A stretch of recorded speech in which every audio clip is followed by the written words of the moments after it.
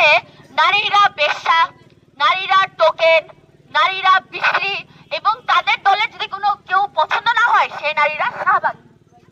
তাদের যে অজস্র বট অ্যাটাক আসে সেই বট অ্যাটাকে আপনারা দেখতে পারবেন কি পরিমাণ গালাগালি, কি পরিমাণ স্লাট শেমিং। নগরের শিক্ষার্থীরা তীব্রভাবে নারীর প্রতি এই সকল সহিংসতার বিরুদ্ধে একসাথে আওয়াজ তুলবে।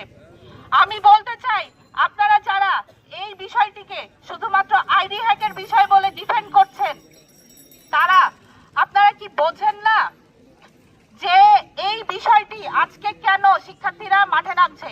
ঢাকা বিশ্ববিদ্যালয়ের নারী শিক্ষার্থীরা কেন মাঠে নামছে? জাহাঙ্গীরনগর বিশ্ববিদ্যালয়ের